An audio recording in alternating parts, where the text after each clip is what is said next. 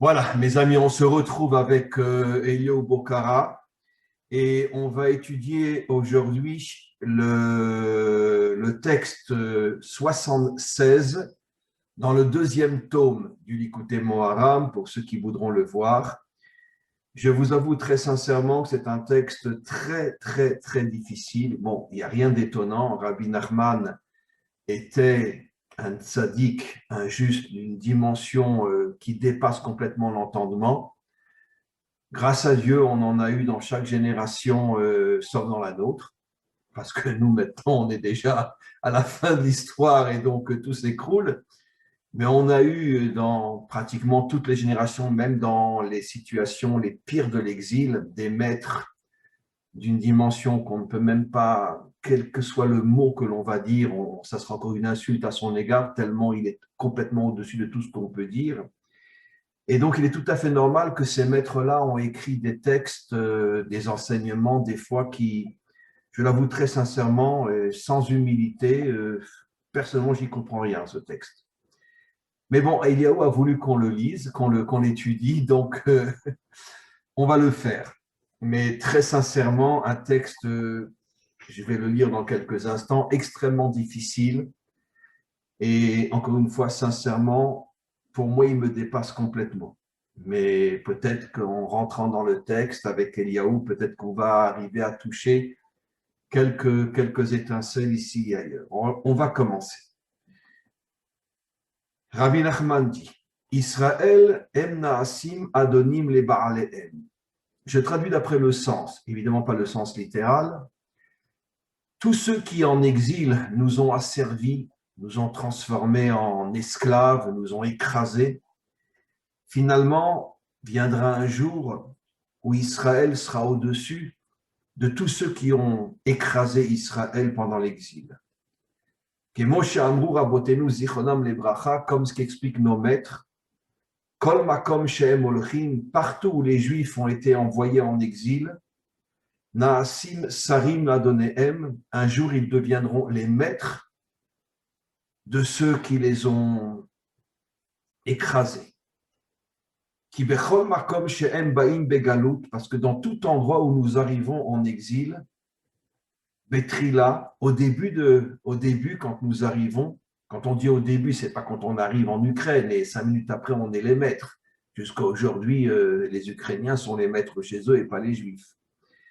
Mais Rabbi Nachman fait allusion à ce qui se passera, le retournement inimaginable qui se passera au moment de la délivrance finale.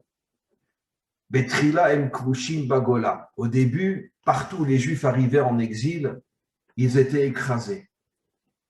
Abalachakar, mais au fur et à mesure, em naasim adonim le baalehem, ils deviennent eux-mêmes les maîtres de ceux qui les écrasaient. Pourquoi? Parce que là où s'installe Israël, évidemment, Rabbi Nachman, au niveau des mots, n'explique rien, mais on va essayer de rentrer dans le secret qui se cache derrière les mots. Quand Israël s'installe à un endroit et purifie cet endroit par l'étude de la Torah, par la prière, par l'accomplissement des mitzvot, cet endroit qui était un endroit complètement déconnecté de Dieu, grâce au fait que les Juifs s'installent dans cet endroit, je parle des Juifs authentiques, il y en a très peu, mais il y en a malgré tout dans chaque génération. Ces Juifs-là, par leur étude de la Torah authentique, par l'accomplissement des commandements d'une manière authentique, vont purifier cet endroit-là et automatiquement, qu'est-ce qui va se passer? Qu'Israël est mérimim ou maalim, Israël va élever cet endroit, tous ces endroits qui étaient tombés dans, on pourrait dire, dans l'impureté la plus totale, ces endroits vont s'élever grâce à la présence d'Israël dans ces endroits. Juste encore une phrase et on arrête. Et comme ce que disent nos maîtres, et de cette phrase, on a la preuve que Rabbi Nachman fait surtout allusion au monde à venir, au moment de la délivrance. Effectivement, il y a un texte dans le Talmud qui dit Atidin bate tartiot bekarkasot sheilmedu baem Torah ou barabim. Tous les lieux de plaisir qui se trouvent dans le monde occidental, les cinémas, les théâtres, les boîtes de nuit, tous ces lieux-là deviendront, dans le monde à venir, des lieux où on étudiera la Torah en public avec énormément de monde. Ça veut dire que tous ces lieux-là, qui étaient des lieux, on pourrait dire, de débauche ou simplement de recherche du plaisir, deviendront des lieux où la Torah sera étudiée et enseignée devant des milliers de personnes, un stade de foot, un théâtre, un cinéma, etc. Benishar gam ul Eloheinu, et tout reviendra à Dieu. Juste encore une phrase ou deux, je passe la parole à Eliaou. J'ai dit très sincèrement que j'avais beaucoup de mal à comprendre ce texte-là parce que, je vais vous expliquer pourquoi, jusqu'à aujourd'hui, les Juifs partout en exil sont des serpillères et rien de plus. Je m'excuse de le dire, mais s'il y a eu des Juifs qui sont devenus des Juifs importants en Galoute, la grande majorité d'entre eux étaient de sales Juifs. Ça veut dire des Juifs complètement assimilés, qui ne pensaient qu'à faire du pognon et qui, comme Madoff ou d'autres, ils sont devenus très puissants. Mais on ne trouve pas dans toute l'histoire de l'exil des Juifs authentiques qui sont devenus puissants en exil. On ne l'a jamais trouvé. Il y a eu peut-être un cas ou deux sur des millénaires d'exil, mais la grande majorité de ceux qui sont devenus puissants sont des Juifs qui ont abandonné leur identité, qui se sont révoltés contre leurs origines et qui sont devenus de véritables crapules. D'ailleurs, c'est une des causes de l'antisémitisme, comme on sait, parce que les antisémites regardent toujours les crapules qui se trouvent parmi nous et jamais ceux qui sont de vrais Juifs. Donc, ce n'est pas possible que Rabbi Nachman fasse allusion à Madoff. Il ne fait pas allusion à Weinstein. Il ne fait pas allusion à toutes ces crapules-là. Donc, à qui il fait allusion? Il fait allusion à un Juif authentique. Des Juifs authentiques qui arrivent à s'élever au-dessus de ceux qui les écrasaient. Personnellement, je n'en connais pas dans toute l'histoire d'Israël, en exil. Même en Israël, on est encore plus ou moins dominé par les nations. Aujourd'hui, avec le nouveau gouvernement qu'on a, on sait très bien que ce gouvernement est complètement à la solde de Biden. Ce qu'il fera en cachette, j'en sais rien. En tout cas, officiellement, le ministre de l'armée Ashkenazi a été rendre visite à Biden il y a quelques jours et il lui a dit explicitement qu'Israël ne fera rien contre l'Iran sans l'accord des Américains. Et comme évidemment Biden fait tout pour que les Iraniens nous envoient une bombe atomique sur la tête, donc qu'est-ce qui va se passer? Donc la situation n'est pas facile quand on essaye de comparer ce texte à la réalité. Ce n'est pas facile du tout. Peut-être, et je termine, peut-être que Rabbi Nachman fait allusion à quelque chose qui est pour l'instant encore complètement caché, comme le Or HaGanuz, la lumière cachée. Peut-être qu'effectivement, dans chaque pays où les Juifs étaient exilés, par exemple en Ukraine, Rabbi Nachman s'y trouvait, peut-être que ces tzadikim-là sont arrivés on pourrait dire, à dévoiler des étincelles de lumière qui étaient enfouies au plus profond de l'impureté. Pour l'instant, nous ne les voyons pas, mais peut-être qu'un jour, ces lumières-là se dévoileront, et grâce au travail de ces justes-là, peut-être qu'à ce moment-là, Israël montera et s'élèvera au-dessus de tous ceux qui ont voulu l'écraser, le détruire pendant tout le temps de l'exil. Voilà, je ne rajoute rien, je passe la parole à Eliaou, et je voudrais voir comment Eliaou va réagir à un texte aussi compliqué que celui-là. Qu'est-ce que tu dis? Alors, il y a plusieurs personnages dans la Torah qui m'interpellent et qui sont partis en exil.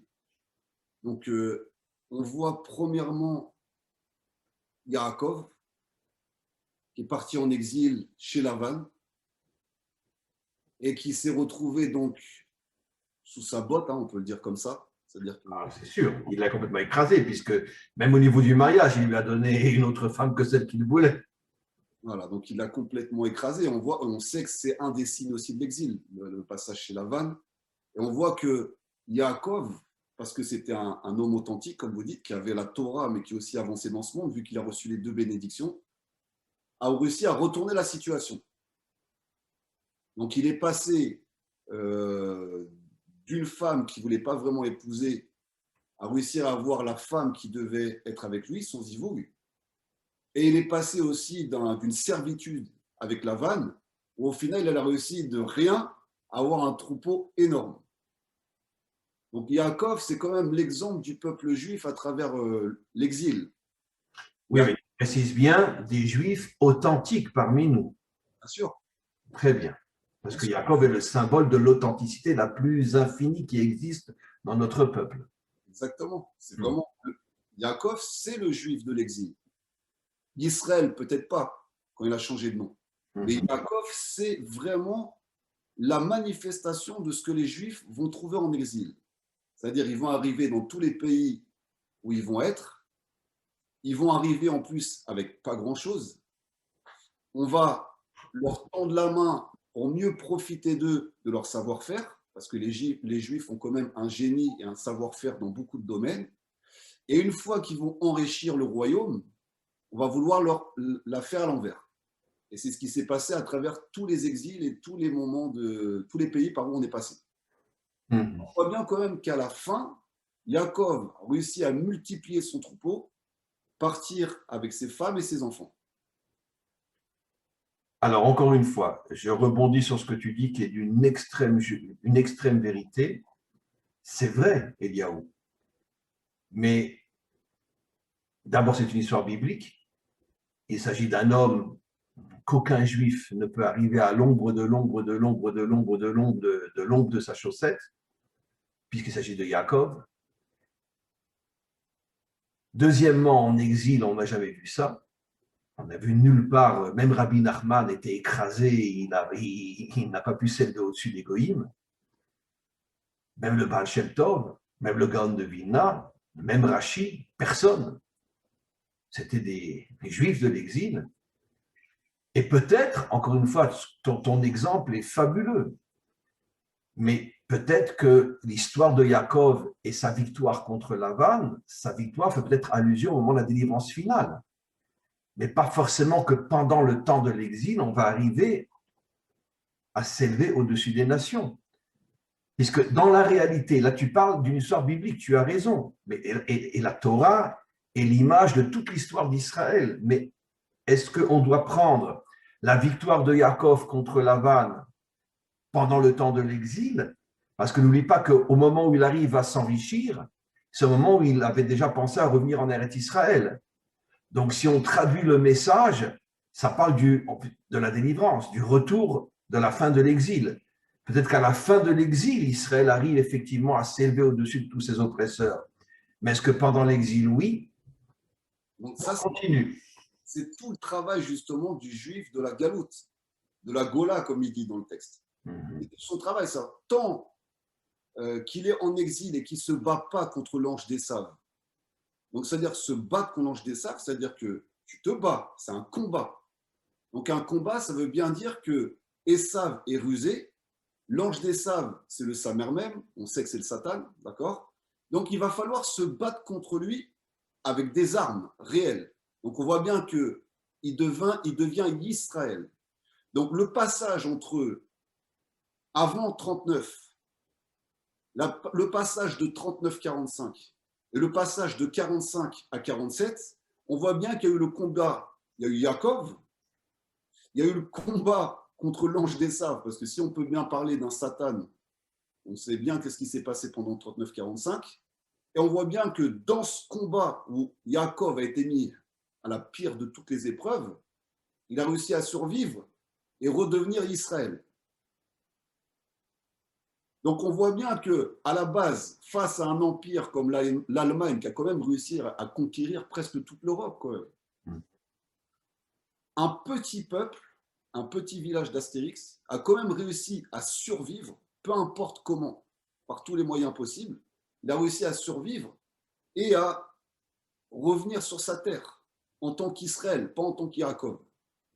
Donc on voit bien que la botte nazie qui était sur la tête des petits juifs, enfin, en tout cas pour eux, qu'on allait exterminer, s'est retournée contre eux. Et aujourd'hui, c'est plus du tout eux les maîtres. Ils se cachent aujourd'hui, les nazis. Ils se cachent en Iran, d'accord, derrière le drapeau iranien, mais ils se cachent. Ils sont plus officiels avec la croix gammée. Donc leur désir de domination s'est retourné contre eux. Amalek est encore obligé d'aller se cacher derrière un autre drapeau pour pouvoir réussir à aller à ses fins. Donc on voit bien que même dans l'histoire contemporaine, sur le peuple en entier, je ne parle pas du personnage, impossible qu'une nation n'ait réussi à nous dominer longtemps. Et on le voit depuis le départ. On passe de l'Égypte à Babylone, à la Perse, à la Grecque, à la Grèce, à toutes les nations qui ont voulu dominer le peuple juif. Ils ont réussi un court moment, mais tôt ou tard, tout s'inverse. Et c'est pour ça que j'ai pris l'histoire de Yaakov, parce que Yaakov, c'est ce qui s'est passé. Lavan, il avait toutes les cartes de son côté. Il n'aurait jamais pensé que Yaakov allait multiplier son troupeau. Yaakov a trouvé une astuce. Il a compris qu'en faisant se reproduire devant telle image, les animaux du troupeau allaient se multiplier. Donc il n'est pas resté juste un croyant stupide qui attendait qu'Hachem fasse tout pour lui. Il a agi. Il a vu qu'il était avec quelqu'un de rusé. Il a utilisé la ruse. Pour aller un petit peu dans ton sens, on peut même dire que même déjà avant la Shoah, dans les situations les pires en Russie, par exemple, quand il y a eu tous les pogroms, en Ukraine, en Russie, le pogrom de Kishinev, le pogrom de Odessa, etc., ça veut dire que les Russes et les Ukrainiens surtout avaient véritablement l'intention d'affaiblir au maximum Israël. C'est précisément ces pogroms qui ont réveillé la conscience d'Israël et a amené des milliers de Russes et d'Ukrainiens à fuir l'Europe pour venir, fin du 19e siècle, début du 20e siècle, s'installer en Israël, fonder les premières coopératives, fonder les premiers villages et finalement préparer la renaissance d'Israël sur sa terre. Précisément à un moment où Israël était écrasé.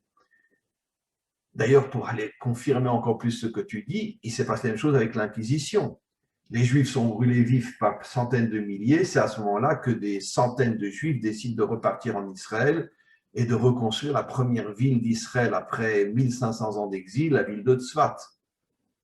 Et Rabbi Shimon avait dit clairement avant, déjà 1500 ans avant, que la délivrance commencerait dans le Galil à Elion, dans la Haute-Galilée. Il n'avait pas cité le nom de Tzfat, mais bon, on sait aujourd'hui en Israël, la capitale de la Galilée, c'est Tzfat.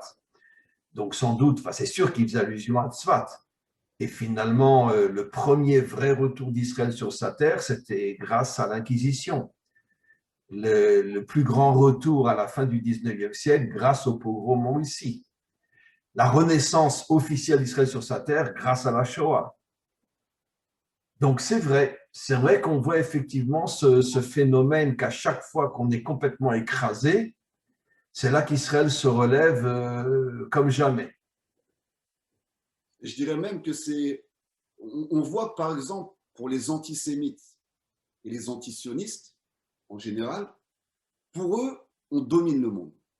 C'est dans l'inconscient, dans le subconscient collectif que les Juifs dominent le monde par le complot, par la finance, par tout ce qu'on peut entendre, mais c'est quand même dans leur subconscient. Et souvent, c'est les ennemis d'Israël.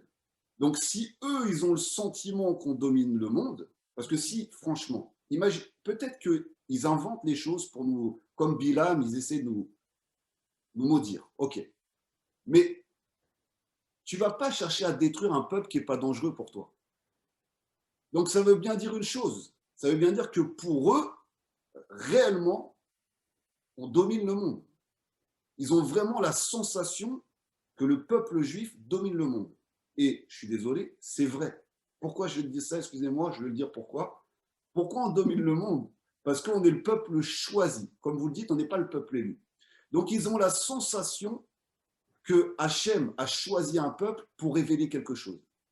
Oui, quand tu parles de domination financière comme Madoff, ou tu parles de dimension spirituelle comme le Baal Shem Tov? De quelle domination tu parles?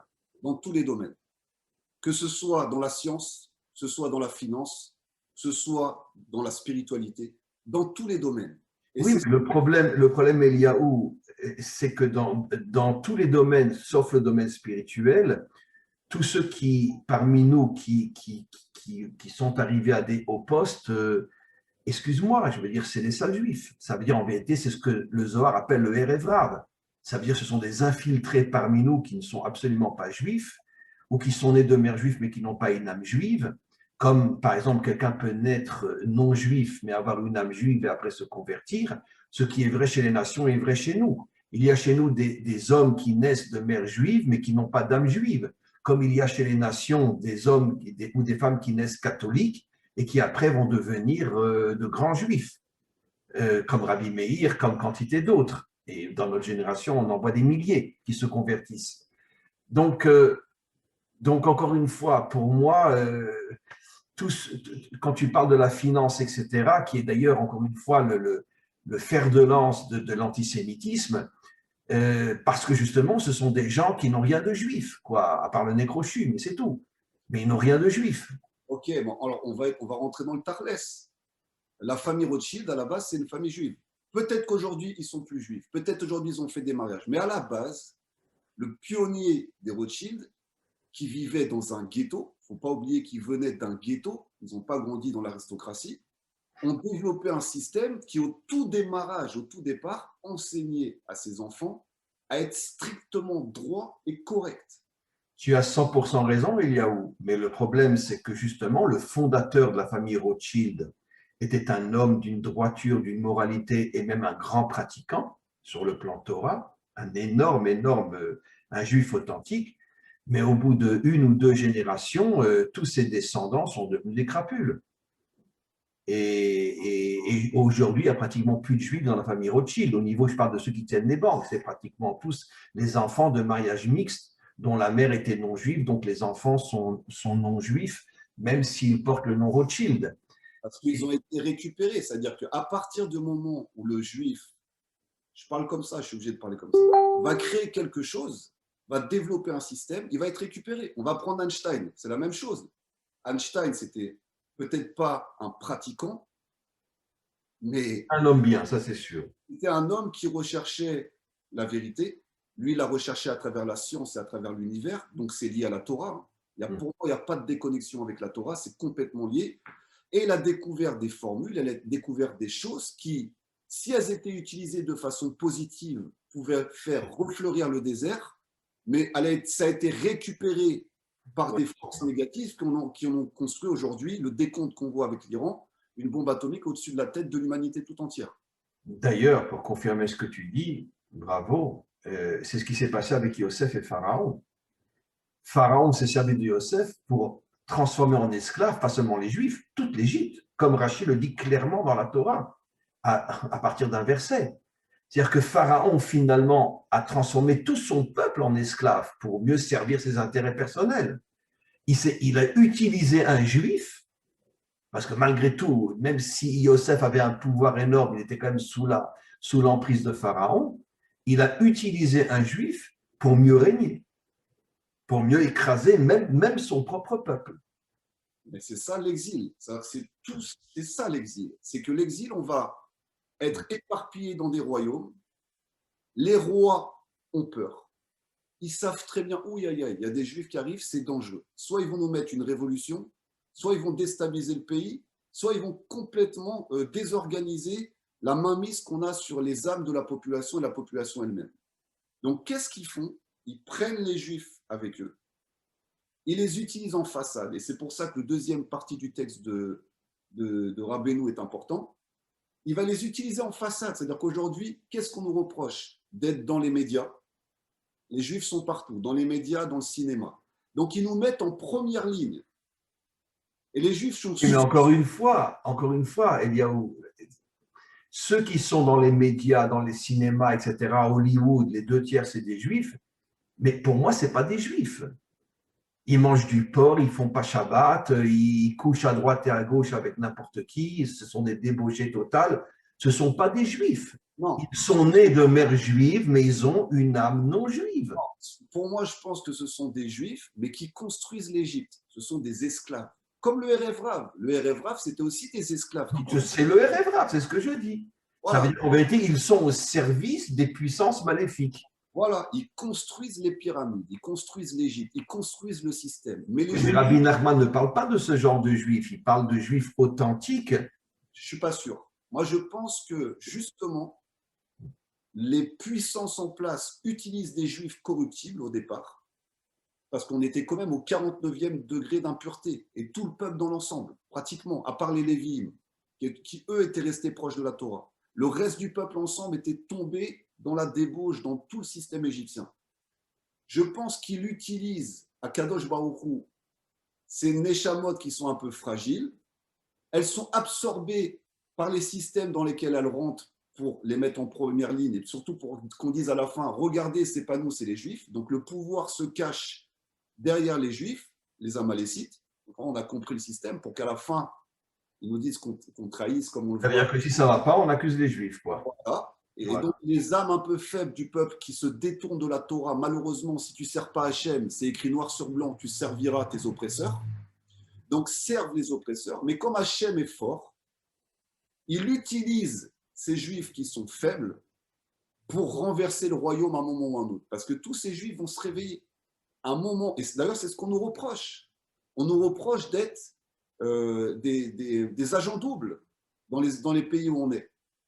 L'Allemagne pensait qu'on collaborait avec la Russie avant 39-45. Les États-Unis, on l'a vu avec, comment il s'appelle, l'espion qui a été arrêté par les États-Unis, Jonathan Pollard. Oui. Il y a toujours ça. C'est-à-dire que les nations ont toujours l'impression qu'on a un double miroir, un double face. Mais ils ont raison. Parce que nous, on ne travaille pas pour eux. On travaille pour Hachem. On ne pourra jamais les servir complètement. Même si on tombe. Pourquoi ceux qui travaillent à Hollywood travaillent pour Hachem. Ils ne le savent pas. Ils travaillent pour leur fric, un point, c'est tout. Eux, ils ne le savent pas. Mais oui, ils travaillent pour Hachem. Mais eux, ils ont fait le choix de servir les forces obscures. Mais dans eux aussi, Hachem les récupère. Il les sélectionne et de ça, il va sortir quelque chose. C'est pour ça que la suite, vous parlez d'Hollywood, et c'est le futur qu'annonce Rabbi Nachman, que les théâtres, Hollywood, tous ces endroits-là, deviendront des lieux de Torah. Et ils sont en train de le faire. Là, il y a eu plusieurs films qui ont été utilisés, l'air de rien, comme Matrix, j'en avais parlé une fois, ou le film Lucie de Luc Besson. Donc, c'est des films d'Hollywood, des super productions américaines, mais derrière, il y a des signaux de Géoula. Même si à la base, c'est utilisé pour manipuler les masses et pour orienter les masses dans le sens où on veut, on sait que César disait « Donnez-leur le cirque et ils nous lâcheront la grappe. » La démocratie. Quoi. Mais il y aura... Ils nous foutent la paix. Voilà, mais il y aura toujours des Juifs comme Moshe Rabbeinu qui, à un moment, vont se réveiller du système et qui sont à des postes clés du système et qui ont la capacité de renverser la vapeur. Marc, c'est intéressant parce que Moshe, le premier libérateur qui est le modèle de la délivrance finale aussi, comme le disent nos maîtres, a grandi dans la maison d'un dictateur. Bien sûr. A grandi dans la maison de Pharaon. Ça veut dire que finalement, celui qui va sauver Israël a été éduqué par les forces contraires. C'est ça l'histoire. C'est l'histoire. C'est-à-dire que Moshe, il n'avait même pas conscience qu'il allait être le libérateur. Moshe, il n'en avait même pas conscience de ça. Et il a commencé à voir la souffrance de ses frères. Ça veut dire qu'avant, il pensait comme un Égyptien. Et à un moment, il s'est réveillé. C'est-à-dire, à un moment, Hachem, il a activé sa Neshama. Hop, lui, je l'active. Et hop, c'est parti. Il va commencer à se réveiller. Il va commencer à comprendre ce pourquoi il est là. Et il va faire changer les choses. Et ça, c'est la capacité. C'est pour ça qu'il y a cette capacité à chaque fois de renverser la vapeur sur les tyrans. Et c'est ce qu'il explique. Remarque, la révolution bolchevique, il y avait Trotsky, c'est parti de Marx. Bon, après, Trotsky s'est fait assassiner par Staline. Mais d'ailleurs, c'est intéressant. Tu sais, j'ai déjà raconté cette histoire-là. Quand j'étais très, très jeune, il y a de nombreuses années, j'ai étudié à Bnei Brak. À l'époque, c'était l'une des plus grandes yeshivas du monde, c'est la yeshiva Slobodka. Et il y a un jeune Israélien qui vient vers moi, qui me dit « Tu es d'accord qu'on étudie ensemble ?» Je sais pas, il était peut-être intéressé par étudier avec un Français. Et je lui dis, bon, je réponds en hébreu, pourquoi pas. Et je lui demande comment tu t'appelles. Alors il me dit, écoute, mon nom a changé, mais mon grand-père s'appelait Trotsky. Je dis, quoi? Quel Trotsky? Le Trotsky, le révolutionnaire, là, qui s'est fait assassiner en Amérique du Sud. Il me dit, oui, je suis le petit-fils de Trotsky, mais un ultra-orthodoxe. Hein. je suis le petit-fils de Trotsky. Je lui dis, mais comment c'est possible? Mais Trotsky, il était bolchevique, complètement assimilé. Il dit, oui, mais quand Trotsky a été tué, mon père a fait tchouva. Et il est revenu à la Torah. Et voilà, aujourd'hui, je suis ici en Israël à Bnei Brak avec un chapeau et des péotes. Et j'ai connu le petit-fils de Trotsky. Ça veut dire que c'est exactement ce qu'on explique finalement petit à petit. Ça veut dire que Trotsky, moi je dis pas que lui, je dirais pas que c'était un sale juif parce que bon, il était complètement assimilé de notre côté. Je veux dire, il a donné sa vie pour sauver les gens opprimés. Mais de l'autre côté, il n'avait rien de Torah, il connaissait rien de la Torah. Et son petit-fils étudie dans une des plus grandes yeshivot du monde. Donc c'est vrai qu'il y a constamment ce renversement. Tu as raison.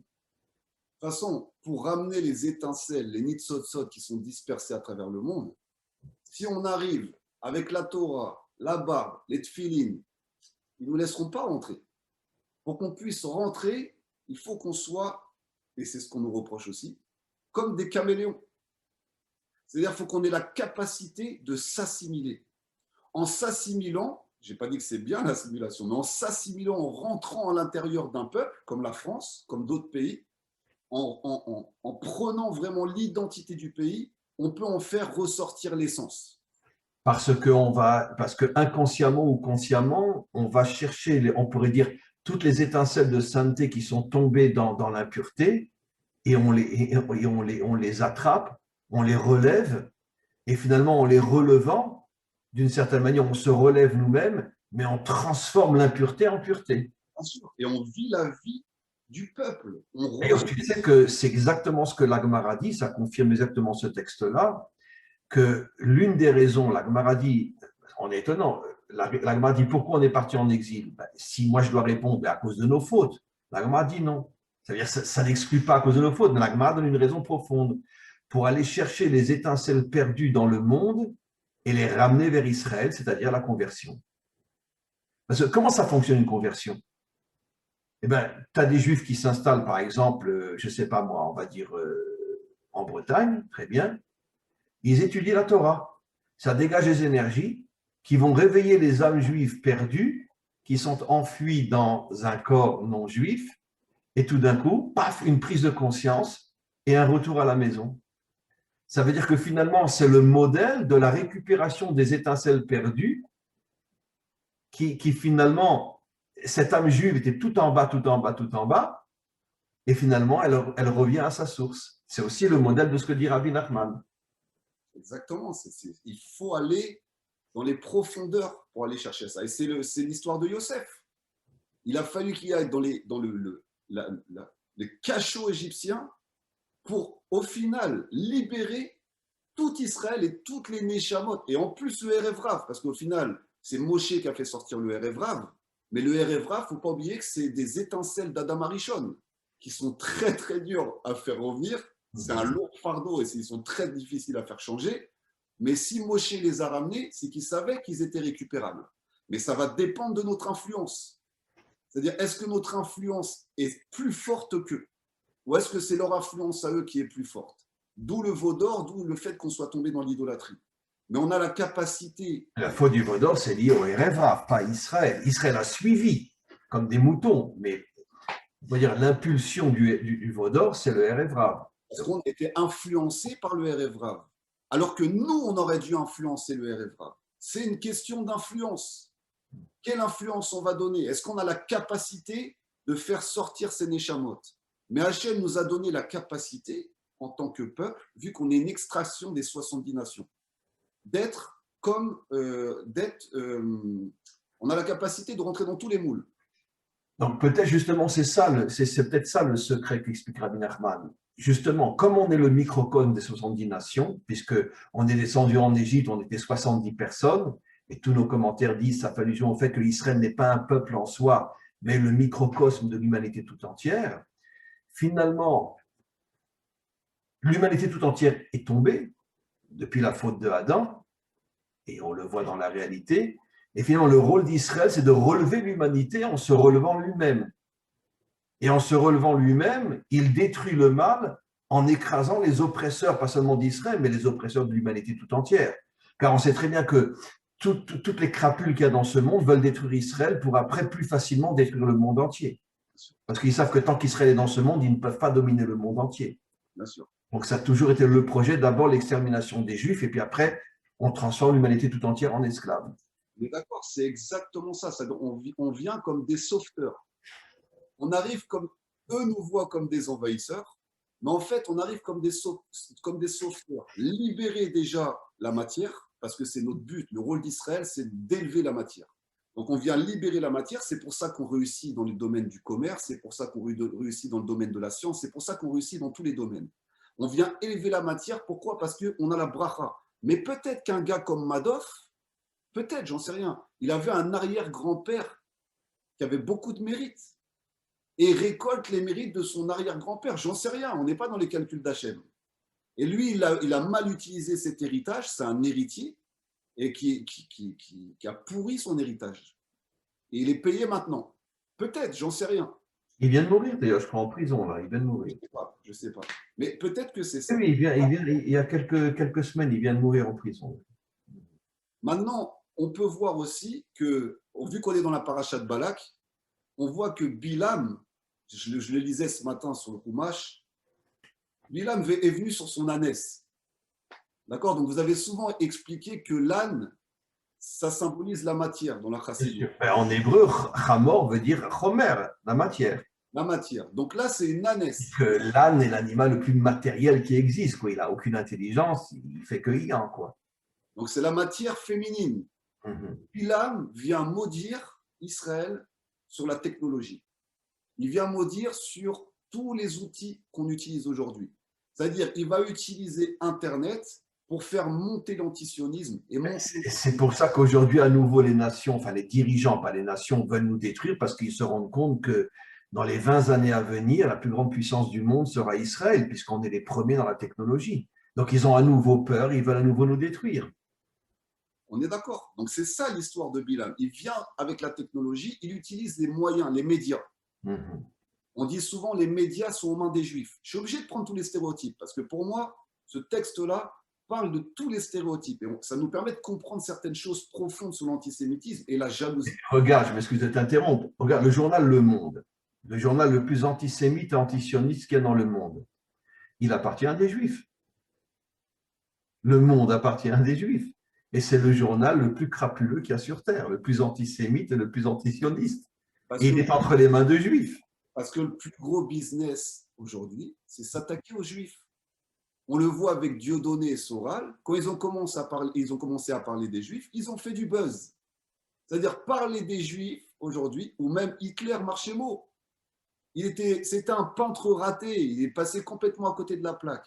Quand il a commencé à s'attaquer aux Juifs, il a commencé à monter. C'est un business. Alors, sache que c'est un enseignement explicite de nos maîtres qui disent que tout celui qui s'attaque à Israël devient un dirigeant de ce monde. Je l'ai traduit en français, c'est une phrase explicite dans le Talmud. Tout celui qui s'attaque à Israël devient un dirigeant de ce monde. Donc, on a la clé. On a la clé. La clé, c'est ça. C'est-à-dire que tu t'attaques à un Israël faible. Parce que tu ne peux pas devenir dirigeant sur un Israël fort qui respecte… Non, pas l'Israël en exil, bien évidemment. L'Israël, quand il est faible, tu prends le pouvoir sur lui, tu le domines, tu t'enrichis sur son dos, mais tôt ou tard, tout va s'inverser. Tôt ou tard, tout va s'inverser. Tu ne pourras pas maintenir longtemps ton pouvoir, mais on va te laisser monter. Et maintenant, Hachem, il récupère toutes les forces. Il va utiliser ce tyran, il va utiliser ce dirigeant pour faire teshuva au juif qui est tombé. Donc, au final,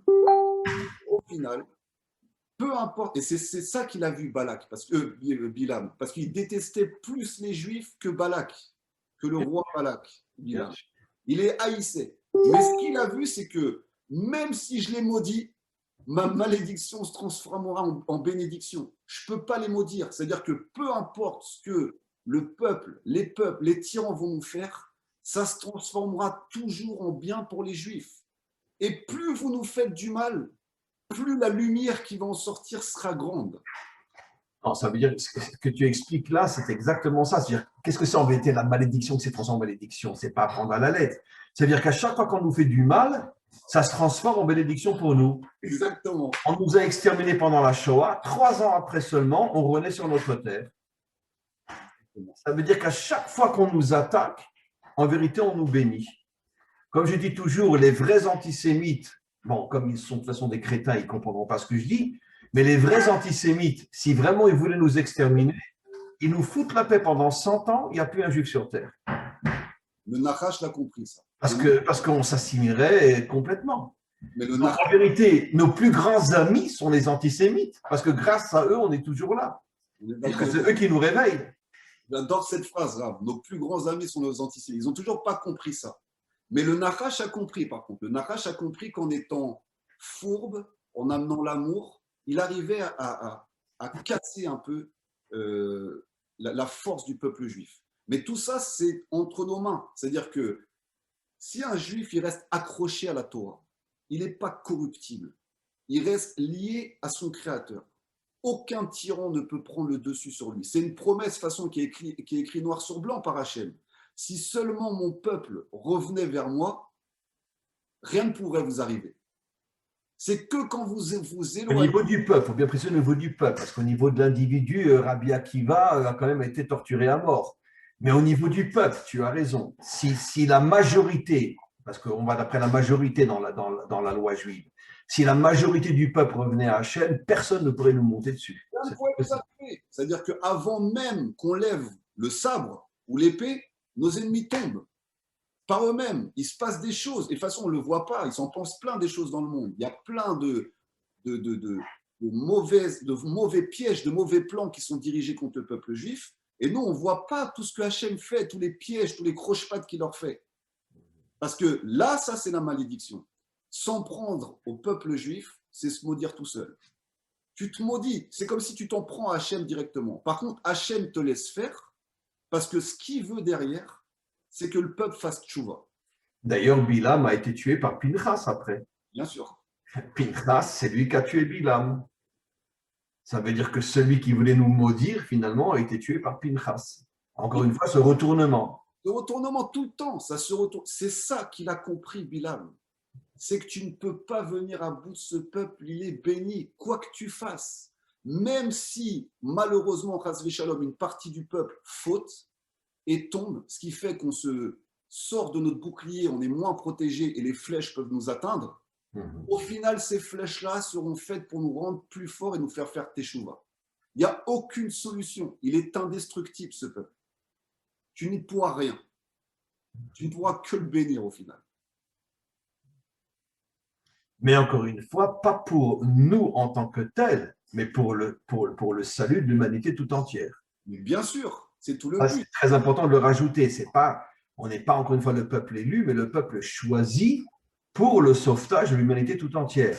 Ça veut dire qu'on ne peut pas disparaître parce que l'humanité tout entière ne peut pas disparaître. Et comme nous, on est le microcosme de l'humanité tout entière, et de la même manière que l'humanité ne peut pas disparaître, c'est une promesse faite par Dieu dans la Torah elle-même après le Maboul, je ne détruirai plus jamais le monde entier. Donc Israël, qui est l'échantillon de l'humanité tout entière, ne peut pas disparaître non plus. Et bien sûr, de toute façon, si le peuple juif s'enorgueillit du choix d'Hachem, mais il passe complètement à côté de la plaque. Absolument. Le but, ce n'est pas du tout d'être un peuple supérieur par rapport aux nations. Pas du tout. On n'est pas du tout supérieur par rapport aux nations. On est responsable.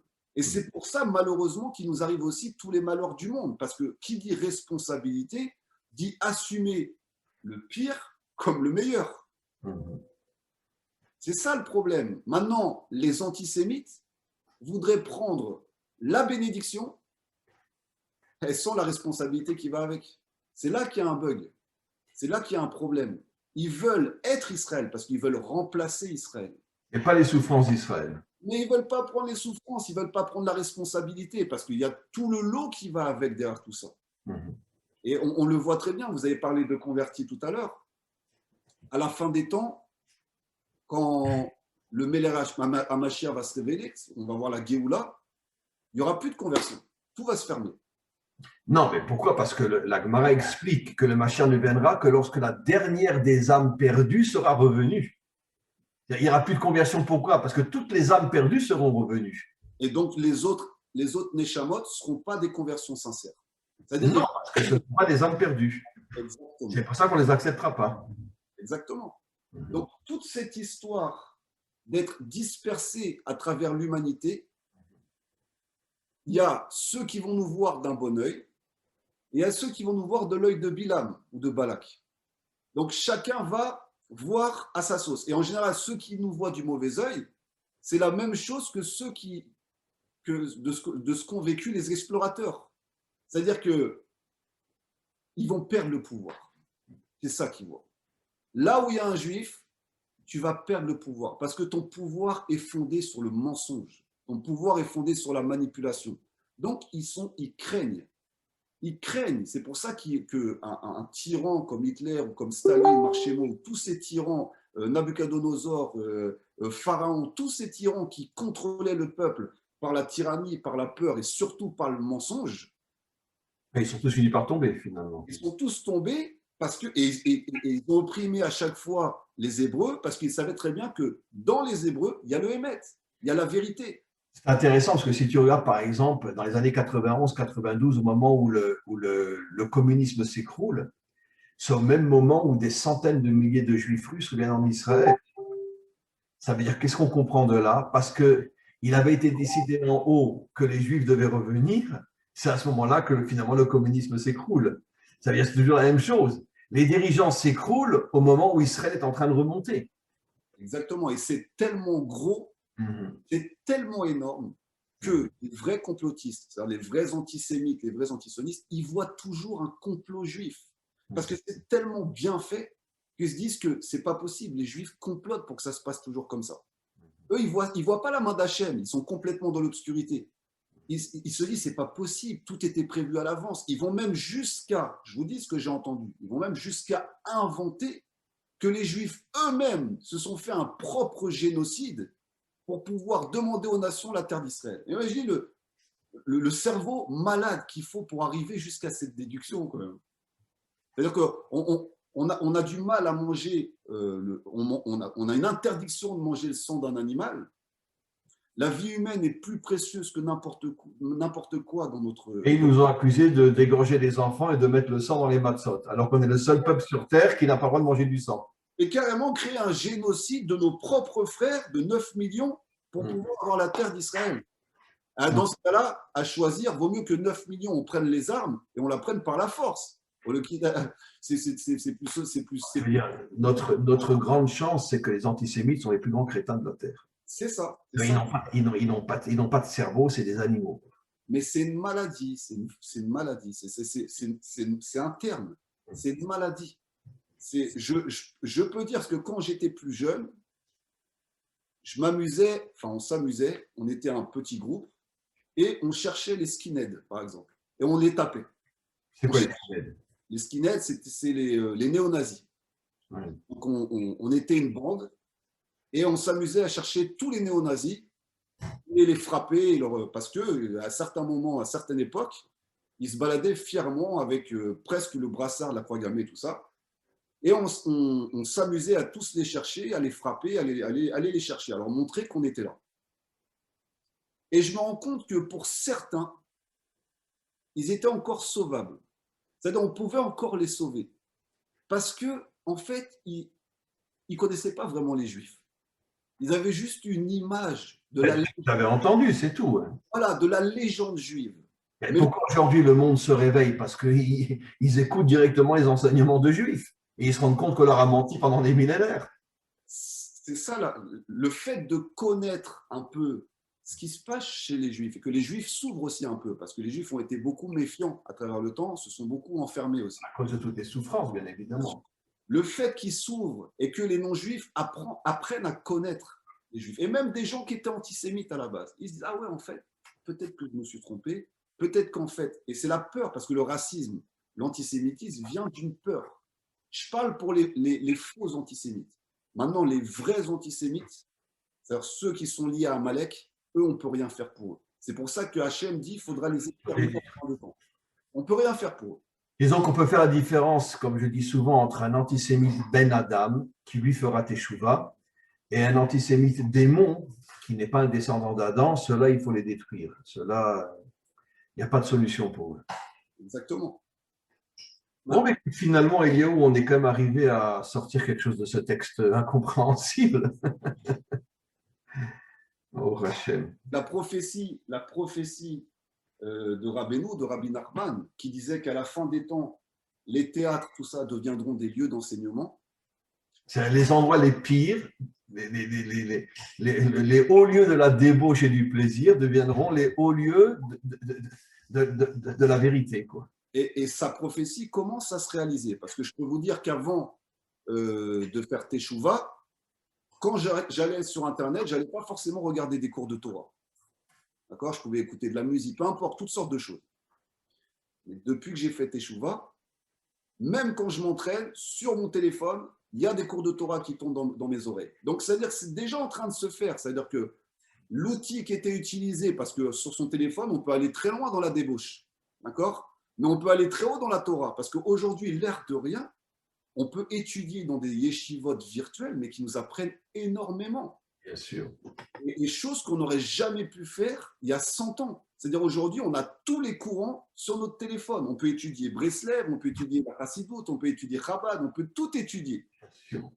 Donc ça commence déjà à venir. C'est-à-dire que les lieux qui étaient censés être utilisés… L'instrument du mal est récupéré par le bien, quoi. D'une certaine manière. On le voit avec Internet, à 100% raison. Exactement, exactement. C'est en train de se passer, c'est en train de se transformer. Ah, c'est vraiment ça, j'y avais pas pensé, c'est vraiment on pourrait dire une démonstration de ce que dit Rabbi Nachman il y a 300 ans. Un jour, le mal deviendra le bien.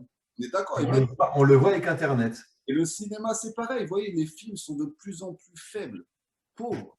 Mais de temps en temps, il y a un film fabuleux. Voilà. Je parlais de Lucie. Bon, pour ceux qui ne l'ont pas vu, essayez de regarder ce film-là, Lucie, parce qu'il explique pas mal de choses. Mais aujourd'hui, les scénarios tournent en rond, c'est toujours la même chose. Hollywood, ils sont saturés, il n'y a plus d'imagination. Ils vont être obligés d'aller dans la Torah, dans les secrets de la Torah, pour amener du nouveau. Et les gens vont avoir de plus en plus soif de ça. Écoute, Eliaou, je crois que vraiment on a réussi un exploit aujourd'hui, d'essayer de pénétrer un texte qui, je l'avoue, était extrêmement fermé, compliqué, mais comme d'habitude, comme nos maîtres nous l'enseignent, lorsque deux personnes essayent sincèrement d'étudier la Torah, la Shrina descend dans ce monde, la présence divine, elle les aide à rentrer dans les enseignements les plus fermés, les plus compliqués, et c'est ce qu'on est arrivé à faire aujourd'hui. Alors, un grand merci pour ton intervention et pour ce que tu as expliqué. Et on se retrouve la semaine prochaine, Bezrat Hashem. Merci Arav, vraiment merci beaucoup vous m'avez transmis beaucoup de choses. J'apprends encore énormément de choses. Et c'est vrai que quand deux personnes étudient la Torah ensemble, un maître et son élève, parce que moi je me considère comme un élève, et je pense que je serai un éternel élève, je ne me considérerai jamais comme un maître. Mais voilà, vous m'avez enseigné énormément de choses, vous continuez à me transmettre énormément de choses. Et merci aussi à Rabbi Nachman, qui est toujours présent, pas besoin d'aller sur son tombeau, on peut avoir directement Rabbi Nachman à la maison. C'est sûr que mieux vaut l'avoir dans un livre qu'en Ukraine, ça c'est sûr. Voilà. Parce qu'au moins dans le Likuté Moharam, il est présent avec nous, mais en Ukraine, il est complètement absent là-bas, malgré toutes les folies qu'ils nous font croire.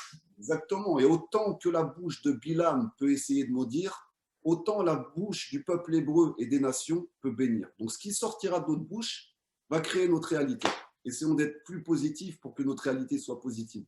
Merci beaucoup. Je suis obligé de m'absenter maintenant et on se retrouve la semaine prochaine. Merci.